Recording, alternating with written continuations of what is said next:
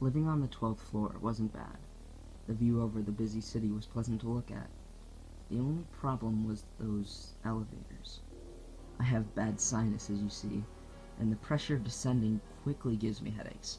But it passes, so it's an easy sacrifice. I waited for the elevator to arrive on my floor. It always takes a while. After a while, I got impatient and started fumbling around with my pockets. While I was fondling the keys in my pocket, I realized one of the elevators had already arrived, doors wide open even.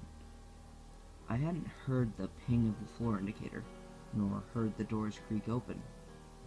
I shrugged it off and went inside. I should have left the elevator then and taken the stairs. The air was immediately denser, hot and sticky. The faint stench of onions tickled at my nostrils, but I figured it was some dirty neighbor's lingering odor. Again, I had noticed that the doors had moved without my noticing, as the warm, natural light was now gone. The elevator jumped for a second before descending. The creaking of the walls and cable jolted my nerves. The pressure in my ears slowly began to build, although this time it gradually formed into a horrible migraine, pushing in on my temples.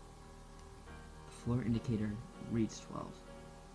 How was that possible? The elevator was obviously broken, and suddenly I feared it would drop. The trip was taking much longer than expected, and I was very eager to get off this fucking thing. But it kept rattling as it went further and further down. The lights flickered out and died, leaving me in complete darkness. The air was getting noticeably heavier, and the smell of decaying fruit filled my nose and mouth. It was almost too much to bear. I began to cough and gag. I needed to escape. I began banging on the walls, shouting, screaming for help, but nothing. No reply. It was as if the metal casing had taken me somewhere else. The elevator suddenly bounced and lurched to a stop, the sound of its shrieking brakes echoing through the shaft.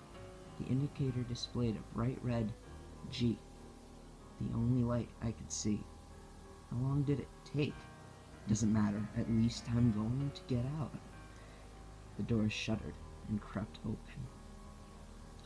There was barely any light in what looked like the lobby, but I could make out something wet coating the walls, a red, spongy fungus. There were no people in sight, only a few discarded items of clothing, bags, and groceries. I slowly ventured out into this dark room, the floor squishing beneath my steps. I felt a slight breeze coming from just ahead, so I inched forward to discover the source. I could just make out a large black hole in the center of the large hall. Emanating from the gaping maw was the heavy sound of something breathing. Something behind me clinked. I spun around to see a mug rolling on a table, and what looked like a pale foot disappear into a doorway. Quiet tapping echoed all around me. Wherever I am not alone.